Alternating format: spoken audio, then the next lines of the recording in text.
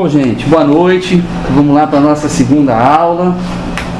Para quem está chegando agora, João, eu leio o conto e depois a gente analisa, tá? Então, hoje a gente vai começar de uma maneira completamente diferente do que a gente começou da outra vez. Até porque é um conto relativamente comprido, são 13 páginas, né? Eu só queria que na leitura desse conto vocês se despreocupassem de uma coisa. É o seguinte: voltem a ser crianças. Leiam esse conto que nem uma criança. Não fiquem preocupados em saber, mas o que significa? Por que ele escreve isso? Se deixe levar pelo conto, pelas sensações do conto, pelas emoções que o conto vai criar em vocês. É um conto fácil, é um conto muito interessante, é um conto bonito, né? É um conto do Etgar Keret, que é um israelense, nascido em Tel Aviv, né? Atualmente aí com 50 anos. Ele mora em Tel Aviv com a mulher e o filho. Ele também é cineasta, ele e a mulher fizeram um filme que inclusive foi premiado. E ele é sobretudo contista. Ele serviu o exército de Israel, como todo mundo tem que servir lá em Israel, durante 3 anos. E segundo ele foi o pior soldado do exército israelense em toda a história, e ele acha que os superiores dele concordavam com isso, né? Como todo artista, portanto, é um sujeito não muito pró-status quo e já sofreu algumas reprimendas, digamos assim, lá em Israel por conta disso, né?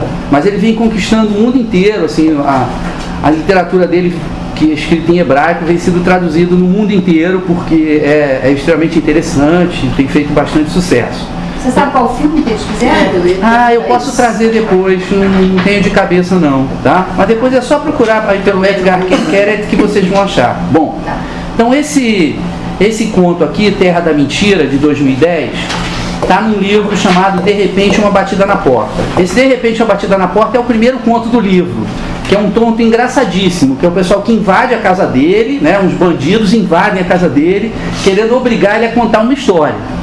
E ele diz assim: pô, mas eu não conto história, eu escrevo história. E aí fica uma discussão e tal. É um conto interessante, mas é um conto de abertura, né? Eu achei mais bacana usar esse conto seguinte, chamado Terra da Mentira. É o livro? Os contos dele? O livro só com contos dele, o De Repente Uma Batida na Porta, tá? Mas que é o nome também do primeiro conto. Esse que o sujeito quer obrigar ele a contar. Rob contou sua primeira mentira quando estava com 7 anos. A mãe lhe entregou uma cédula velha e amarrotada e pediu que fosse comprar um maço de quente longo no armazém. Com o dinheiro, Rob comprou um sorvete. As moedas que recebeu como troco, ele as escondeu sob uma grande pedra branca no pátio dos fundos do prédio em que viviam. E quando voltou para casa, contou para a mãe que um garoto ruivo amedrontador, sem um dente da frente, o havia parado na rua, lhe deram um tapa e tomara a cédula. Reparem o seguinte: a mentira, ela se materializa, né, nas moedas que sobram. E ela é colocada como se fosse num lugar recôndito da memória, que vai ser debaixo de uma pedra branca, no pátio dos fundos do prédio. Então, como se ele ali deixasse a mentira guardada. Ela acreditou, e desde então Rob não parou de mentir. Quando estava no ensino médio, viajou para ir lá e ficou à toa lá na praia por quase uma semana, depois de ter contado ao coordenador da classe uma história sobre uma tia de Beersheba que estava com câncer. No exército, esta tia imaginária já ficou cega e ajudou Rob a sair de uma confusão por causa de faltas, sem prisão e até sem confinamento na caserna, coisa que ele deve ter experimentado bastante. Nada. No trabalho, certa vez, ele justificou um atraso de 2 horas com uma mentira a respeito de um pastor alemão que encontrara atropelado junto à calçada e que ele levara ao veterinário. Na mentira, o cachorro ficara paralítico e nunca mais recuperaria o movimento das patas traseiras. Funcionou. Rob Al-Garbali teve a oportunidade de mentir muitas vezes durante a vida. Mentiras sem braços e doentes, mudas e más, mentiras com pernas e sobre rodas, mentiras de casaca e com bigode. Mentiras inventadas em um segundo, com as quais ele não pensava que algum dia teria que voltar a se encontrar. Então essa é a primeira parte do conto. Rob e suas mentiras, tá? Até aqui não tem nenhum corte, né? Não tem nenhuma transformação, a vida segue, ele sempre contando mentiras, sempre usando mentiras. E vocês vejam como é que ele escreve. As mentiras com pernas e sobre rodas, mentiras com casaco e com bigode. Como se as mentiras tivessem uma realidade própria, uma materialidade. Ele está preparando os leitores e leitoras, né? Aí vem a segunda parte. Tudo começou com um sonho. Um sonho breve e pouco nítido com a falecida mãe. No sonho, ambos estavam sentados em um tapete no meio de um espaço branco desprovido de detalhes, que parecia não ter começo nem fim. Perto deles, no espaço branco infinito, havia uma máquina de chiclete com a parte superior transparente, do tipo antigo em que se enfia a moeda por uma fenda, gira-se a manivela e se recebe um chiclete de bola.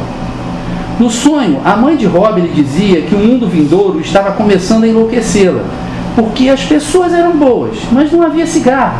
Lembre-se que ele contou a primeira mentira quando foi comprar cigarro para a mãe.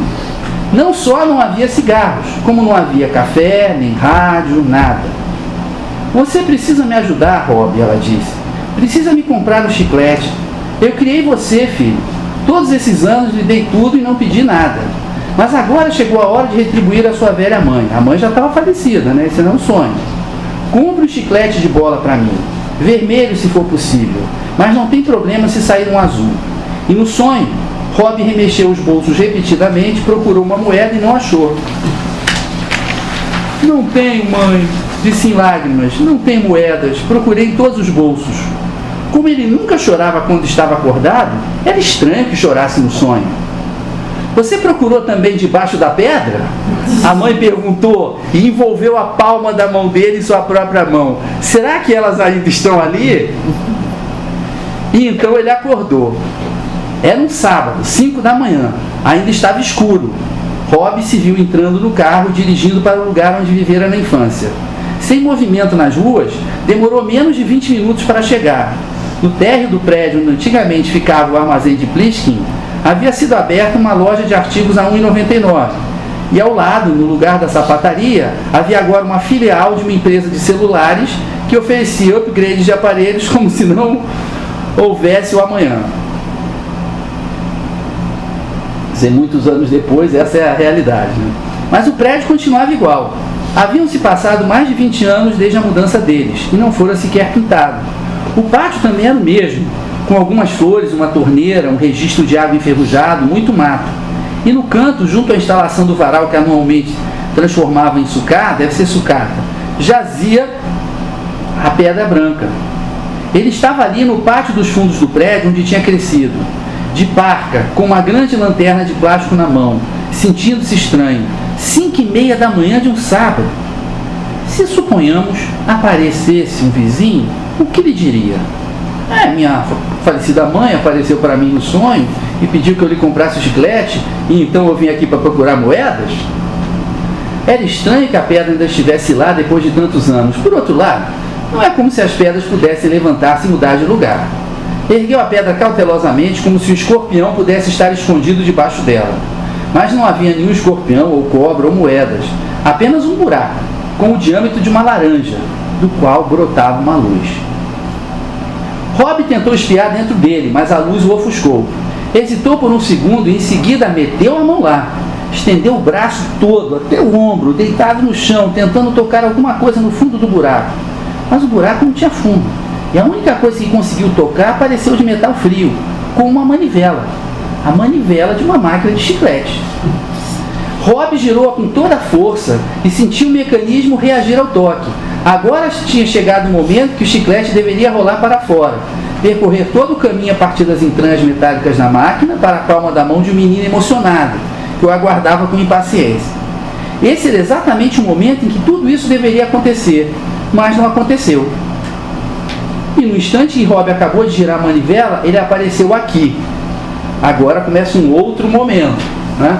Primeiro momento, as mentiras. Segundo momento, o sonho e a busca das moedas, para poder comprar cigarro e chiclete para a mãe, né? Na verdade, chiclete. Terceiro momento, ele chega num lugar de fantasia, que é a terra da mentira. Aqui era um lugar diferente, mas também conhecido. Era o lugar do sonho com a mãe. Totalmente branco, sem parede, sem chão, sem teto, sem luz do sol. Apenas brancura e uma máquina de chicletes. Uma máquina de chicletes e um menino ruivo, baixo e feio, que de alguma forma Rob não tinha notado no primeiro olhar. E antes que Rob conseguisse sorrir para o menino ou dizer alguma coisa, o ruivo já tinha chutado sua perna com toda a força e o feito cair de joelhos. O menino ruivo lá da mentira, que tinha batido nele, né? Agora de joelhos, gemendo de dor, ele e o garoto estavam exatamente na mesma altura. O ruivo olhou dentro dos olhos de Rob e, apesar de Rob saber que jamais tinham se encontrado, havia algo de familiar nele. Quem é você? Perguntou para o menino ruivo, que arfava diante dele. Eu? O ruivo sorriu com um sorriso malvado que expôs a falta de um dente da frente. Sou a sua primeira mentira.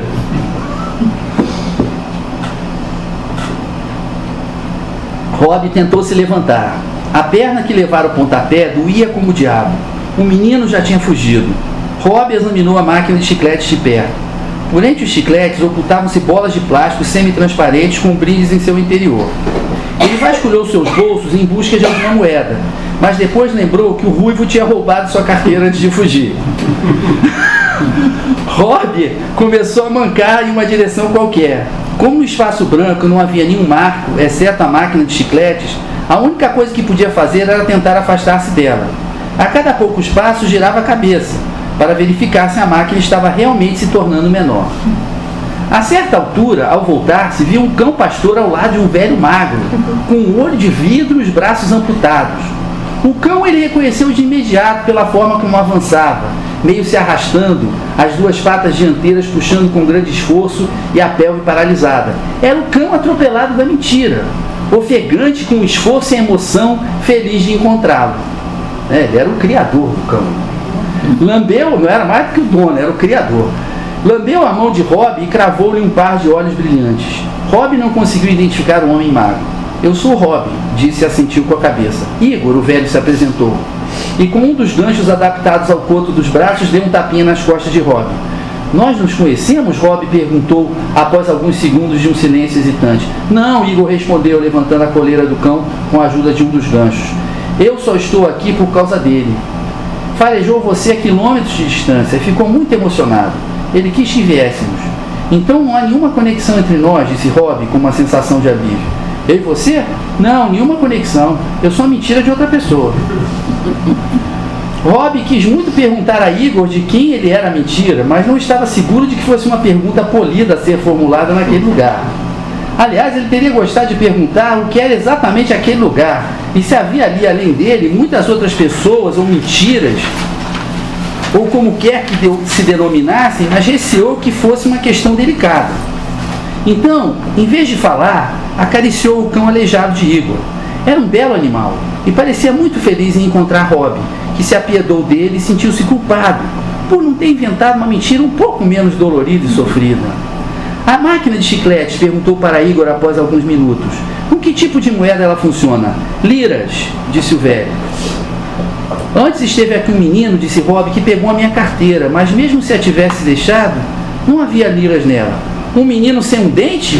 Igor perguntou. Esse pequeno miserável rouba de todos. Come até a ração do cachorro. De onde eu venho, lá na Rússia, pegariam um menino como esse e o deixariam na neve, apenas de cueca e meias, e só permitiriam que entrasse de novo em casa quando todo o seu corpo estivesse azulado. Com um de seus ganchos, Igor apontou para o seu bolso traseiro. Aqui dentro tem algumas liras. Pegue, é presente meu. Hesitante, Rob pegou uma moeda de 1 lira do bolso de Igor e, depois de agradecer, tentou-lhe oferecer em troca o seu relógio Swatch. Obrigado, Igor sorriu, mas para que eu preciso de um relógio de plástico? Além disso, jamais tenho pressa de chegar a algum lugar. E quando viu que Rob procurava alguma outra coisa para lhe dar, apressou-se em tranquilizá-lo. De todo modo, sou-lhe devedor. Não fosse pela sua mentira sobre o cão, eu estaria aqui sozinho. Portanto, agora estamos quites. Rob mancou de volta com rapidez na direção da máquina de chicletes. O chute do menino ruivo ainda doía, mas um pouco menos agora. Ele meteu a lira na máquina, respirou fundo, fechou os olhos e girou rapidamente a manivela. Agora vai vir uma outra parte, quando ele volta, digamos assim, a assim chamada realidade. Encontrou-se estirado no chão do pátio de seu prédio antigo. A luz do amanhecer já começara a colorir o céu com tons escuros de azul. Rob puxou o braço para fora do buraco fundo e, quando abriu o punho, descobriu que dentro dele havia um chiclete de bola vermelha. Antes de ir embora, Rob recolocou a pedra no lugar. Não se perguntou o que exatamente tinha acontecido no buraco. Simplesmente entrou no carro, deu uma ré e partiu. Colocou o chiclete vermelho debaixo do travesseiro para a mãe, caso ela voltasse no sonho. Nos primeiros dias, Rob ainda pensou muito sobre aquilo, sobre aquele lugar, sobre o cão, sobre Igor, sobre outras mentiras que contara e que por sorte não encontrou. Houve aquela mentira bizarra que contou certa vez para Ruth, sua ex-namorada, quando não foi ao jantar de sexta-feira na casa dos pais dela. Uma mentira sobre a sobrinha dele, que morava em Natânia, casada com um homem violento. E como o cara ameaçara matá-la, e Rob precisou ir até lá para acalmar os ânimos. Até lá, hoje, ele não sabia por que inventar essa história tão enrolada. Talvez tivesse pensado que quanto mais inventasse algo complicado e desvirtuado, tanto mais ela acreditaria nele. Há pessoas que, quando não comparecem ao jantar de sexta-feira, simplesmente dizem que estão com dor de cabeça ou algo parecido. Ele não. Por causa dele e dessas suas histórias, um marido lunático e sua esposa espancada estavam lá fora, não longe dali, num buraco na terra. Agora é mais uma parte, agora é uma outra parte, que vem a ser a última, tá? A gente já está terminando o... Não está terminando não, ainda tem mais um pouquinho. Ele não voltou ao buraco, mas algo daquele lugar permaneceu com ele. No início continuou a mentir, mas eram mentiras do tipo positivas, em que ninguém bate, manca ou agoniza de câncer. Chegou atrasado no trabalho porque teve que regar as plantas no apartamento da tia, que tinha viajado para visitar o filho bem-sucedido no Japão. Não compareceu a um chá de bebê porque uma gata pariu junto à sua porta e ele teve que cuidar da ninhada. Coisas assim. Mas era muito mais complicado inventar mentiras positivas, pelo menos aquelas que você quisesse tornar plausíveis. Em geral, quando se conta para as pessoas algo de ruim, elas imediatamente acreditam, porque soa normal. Mas quando se inventam coisas boas, elas tendem a desconfiar. E assim, lentamente, Rob viu-se mentindo menos, por preguiça principalmente. E com o tempo, também pensou cada vez menos sobre aquele lugar, sobre o buraco. Até amanhã em que ouviu Natasha, da contabilidade, falar com o chefe do setor. Ela pediu uma licença urgente de alguns dias porque seu tio Igor tinha tido um ataque cardíaco. Um pobre homem, um viúvo sem sorte, que já perdera os 2 braços em um acidente de trânsito na Rússia. E agora isso, o coração. Ele era tão só e desamparado. O chefe do setor autorizou a licença de imediato, sem questionar. Natasha foi ao seu escritório, pegou a bolsa e saiu do prédio. Rob a seguiu até o carro dela. Quando ela parou para pegar as chaves na bolsa, ele também parou. Ela voltou-se para ele. Você trabalha em compras, não é? Perguntou-lhe. É o assistente de Zaguri, certo? Sim, anuiu Rob. Eu me chamo Rob. Beleza, Rob, disse Natasha com um nervoso sorriso russo. Então o que aconteceu? Está precisando de alguma coisa? É sobre essa mentira que você contou há pouco para o chefe do setor. Rob gaguejou. Eu o conheço. Você me seguiu até o meu carro só para me acusar de ser mentirosa? Não, retrucou Rob. Não estou acusando, de verdade. O fato de você ser mentirosa, tudo bem. Também sou mentiroso. Mas esse Igor da sua mentira, eu conheço. Eu o conheci. Ele é um cara bacana. E você, desculpe por dizer isso, você inventou coisas bem graves para ele. Então eu só queria lhe dizer que... Dá para você sair da minha frente? Natasha o interrompeu friamente. Você está bloqueando a porta do meu carro. Eu sei que isso soa absurdo, mas eu posso provar. Rob estava tenso. Igor não tem olho. Quer dizer, ele tem, mas apenas um. Em algum momento você deve ter mentido e dito que ele tinha perdido um olho, certo? Natasha, que já estava entrando no carro, parou. De onde você tirou isso? Ela disse desconfiada. Você é amigo de Slava? Não conheço nenhum Slava.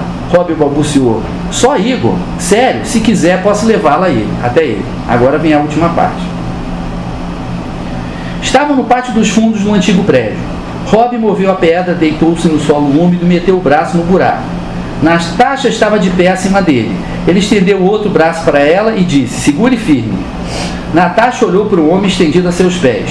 30 e poucos anos, boa aparência, camisa branca limpa e passada, que agora já estava um pouco menos limpa e muito menos passada. Um dos braços dele estava enfiado em um buraco e o rosto grudado no chão. Segure firme, ele repetiu. E ela não pôde deixar de se perguntar, ao estender a mão para ele, como é que sempre acabava encontrando todos estes pirados. Quando ele começou com todas aquelas besteiras perto do carro, ela pensou que talvez fosse um tipo de piada, alguma pegadinha. Mas agora percebia que esse rapaz de olhos suaves e sorriso tímido realmente era um maluco. Os dedos dele apertavam os dela com força. Ficaram assim congelados por um instante. Ele estirado no chão e ela acima, ligeiramente encurvada, com um olhar desnorteado. Ok, Natasha sussurrou numa voz suave, quase terapêutica. Então, estamos de mãos dadas. E agora? Agora, disse Rob, eu vou girar a manivela. Eles levaram muito tempo para achar Igor. Primeiro encontraram uma mentira peluda e corcunda, de um argentino que não falava uma palavra em hebraico. Depois, outra mentira de Natasha, um policial religioso chato que insistiu em retê-los e verificar os seus documentos, mas nunca havia sequer ouvido falar de Igor. Quem no final os ajudou foi a sobrinha agredida de Rob, de Natânia. Eles a encontraram alimentando a ninhada da gata, da última mentira dele. Ela não via Igor havia alguns dias, mas sabia onde encontrar o seu cão. Quanto ao cão, depois que terminou de lamber as mãos e o rosto de Rob, alegrou-se em conduzi-los ao leito de seu amo. Igor encontrava-se em péssimo estado. Sua pele estava totalmente amarelada e ele suava sem cessar. Quando viu Natasha, no entanto, esboçou um sorriso gigantesco. Alegrou-se muito por ela ter vindo visitá-lo e insistiu em levantar-se e abraçá-la, embora mal conseguisse ficar de pé.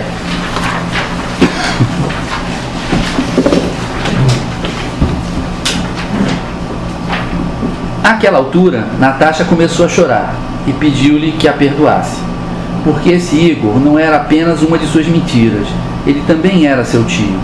Um tio inventado, certo, mas ainda assim um tio. Igor lhe disse que não se lamentasse, que a vida que ela inventara para ele talvez nem sempre tivesse sido fácil, mas que ele aproveitara cada minuto. E ela não tinha com que se preocupar, porque, comparado ao acidente de trem em Minsk, o raio que o atingiu em Vladivostok e as mordidas na matilha de lobos raivosos na Sibéria, aquele ataque cardíaco era uma ninharia. Então eles voltaram para a máquina de chiclete. Rob introduziu uma moeda de uma lira na fenda, segurou a mão de Natasha e pediu-lhe que girasse a manivela. De volta ao pasto, Natasha encontrou na palma da mão uma bola de plástico, com um brinde dentro.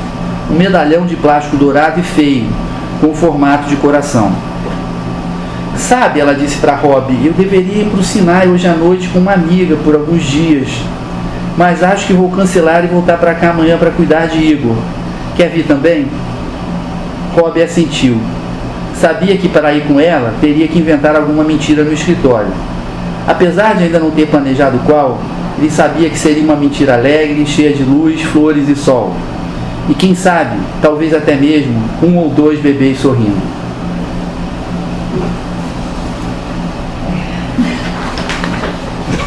Que mentirada. Acabou. O que vocês acharam do conto? Eu gostei muito. Acho muito interessante essa coisa da pessoa ir confundindo, acreditando nas próprias mentiras, né? E fazendo das mentiras verdades, porque a pessoa vai numa evolução de mentira e daí você não consegue mais parar, né? Eu trabalhei com pessoas que são assim, que matam a mãe, o pai, o tio, às vezes esquece que matou a mãe, o tio, mata de novo, né? Então é essa pessoa que vive nesse eu acho que pode ser visto até como uma metáfora da própria literatura, né? A literatura ela é uma mentira, no sentido de uma coisa inventada, né? Que acaba virando uma realidade, como esse conto. O que eu acho mais fantástico nesse conto, que se a gente pegar a definição lá de literatura do Antônio Cândido, que eu acho que vale para toda a arte, quer dizer, que é uma deformação da realidade, para falar melhor sobre a realidade, né? E aí a gente pega o conto fantástico, essa deformação, ela é maior ainda, né? Ela chega às raias do impossível, do implausível, né?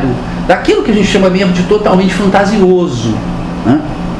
Só que ele cria essa situação absurda e que é uma situação meio que vai deixando, a gente vai entrando a gente vai perdendo a noção, né, de onde a gente está, do que está acontecendo, né? Então a gente vai... Eu não li muito rapidamente o conto, nem li muito lentamente, eu li normalmente, mas a gente tem aquela sensação de vertigem, né? O conto causa na gente uma vertigem. Mas esse conto ficava me embatucando, né? Eu queria muito colocar esse conto na aula para a gente ler. Mas eu pensei assim, mas como é que eu posso justificar? O que esse conto traz? Até que eu tive uma sacação óbvia.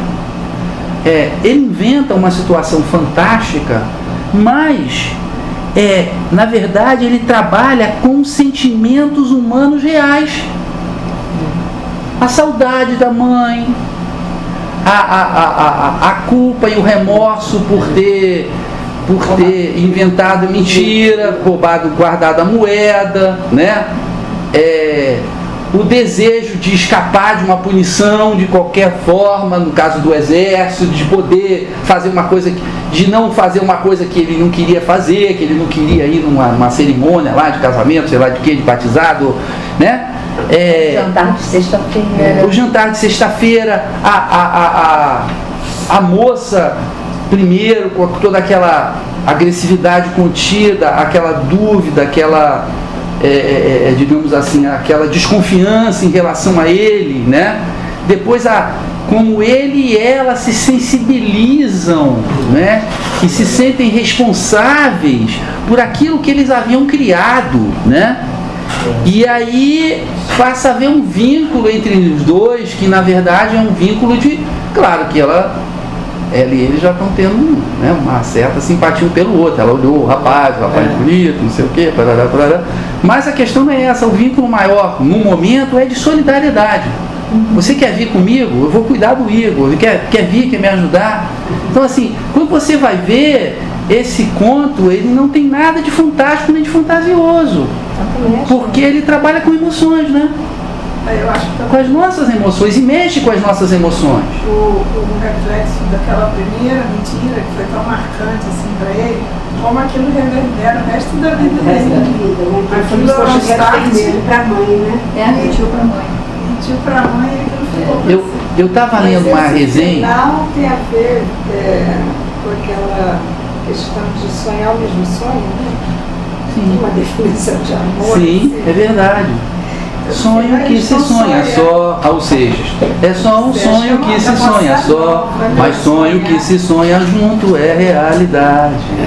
Mas eu li uma resenha do New York Times sobre esse livro, tá? E aí o cara citava no final uma coisa que eu achei muito interessante. Ele falou assim, tinha um psicanalista chamado Bruno Bettelheim, que o sujeito fez muito sucesso uns 30 anos atrás, com um livro chamado Psicanálise dos Contos de Fada. O lobo mau é isso, Chapeuzinho Vermelho é aquilo outro. Tá tocando? Tocou alguma coisa. O interfone, parece. Eles lá, passando a pegar aqui no almofadão. Laura, tudo bom? Laura, tem um almofadão que tem ali no sofazinho?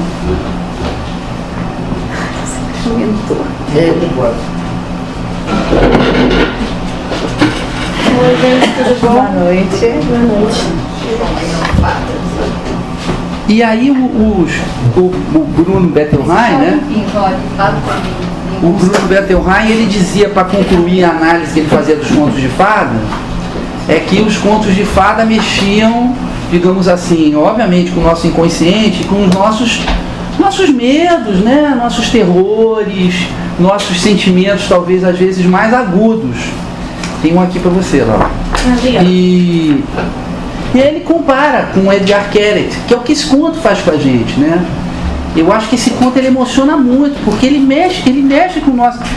A gente não reconhece uma situação plausível, né? Um espaço real, a não ser os fundos lá do prédio. No resto a gente fica... Ele faz propósito, né? Ele faz um espaço branco, sem luz, sem nada. Ele não tem um cenário. O cenário ali são só os sentimentos das pessoas, né? Não tem cenário de árvore, de chão, de nada. E a mão no buraco é uma viagem, né? É uma viagem. A mão no buraco faz uma porção de coisa.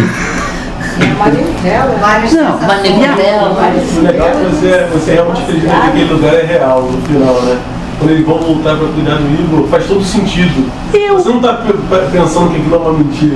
Você entende que faz todo sentido que eles Porque são, porque são sentimentos humanos muito verdadeiros. Eu me identifiquei muito. Eu falei, é óbvio. Quer dizer, o que é a realidade? A realidade, isso aqui é a realidade, é uma mesa.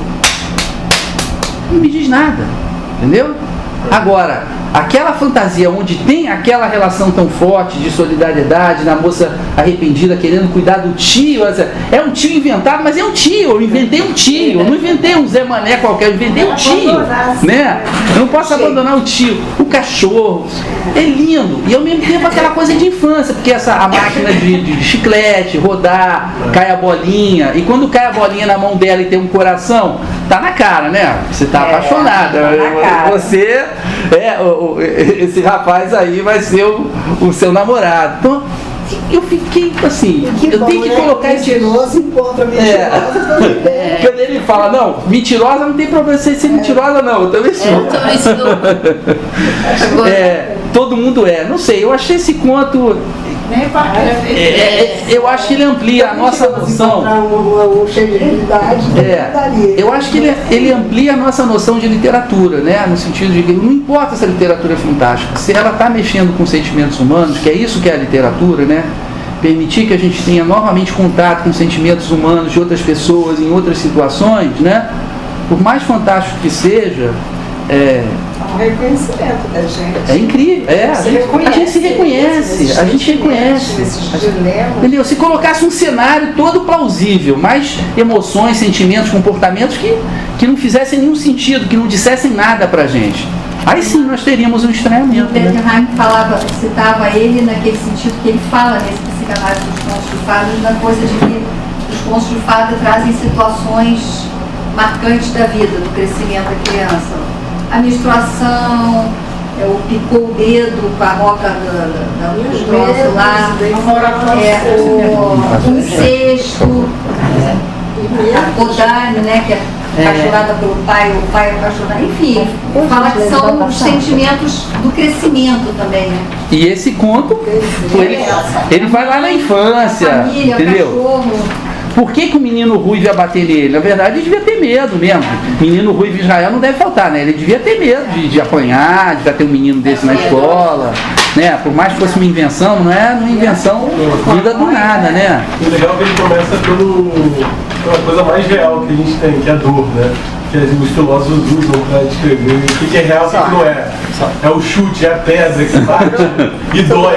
Isso é real.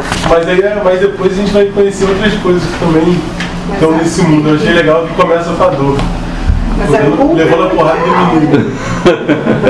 Não, e tem a solidariedade, que o Igor diz assim, não, mas pode levar, e as liras estão aqui no meu bolso. Que a mentira dele é toda verdade, né? É porque uma coisa da culpa, que é muito real, começa com uma culpa. Ele não fez realmente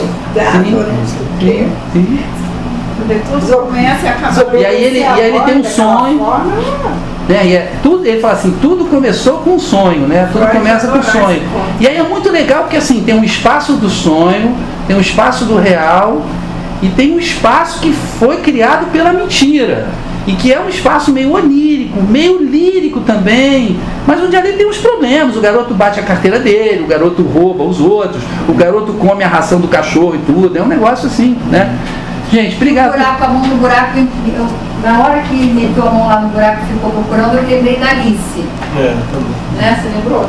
E o Bettenheim disse que a Alice é o crescimento, a adolescência. E essa coisa de enfiar a mão no buraco, né? A mentira, ele tinha colocado no lugar lá mais recôndito, no fundo do pátio, debaixo da pedra, né? Aí ele enfiar o buraco, quer dizer, são as profundezas, quantas camadas, né? E é engraçado porque assim, deve ter sido uma coisa que eu ia dar essa aula hoje, a gente ia ter nossa aula hoje, mas obviamente eu devo sonhar que nem outras pessoas, mas na maioria das vezes eu não lembro dos sonhos. E eu hoje de manhã acordei 5h30, com hora que eu acordo mais ou menos, às vezes eu acordo assim, e eu tive um sonho alucinante, coisas de cinema. Eu falei, gente, isso tinha que ser aproveitado. Que coisa, um negócio assim. Era um ônibus, gente. O ônibus ele passava o túnel era no meio, como se fosse uma cidade toda compacta, assim, e tal, e o túnel passava no meio da cidade, tinha um buraco, e o túnel passava no meio, não tinha um túnel bonitinho, não, ele passava junto mesmo. Você deu esse furando conto tudo. até à noite? Não, eu li, tem tempo. Não, mas eu sabia que eu ia trabalhá-lo, né? Bom,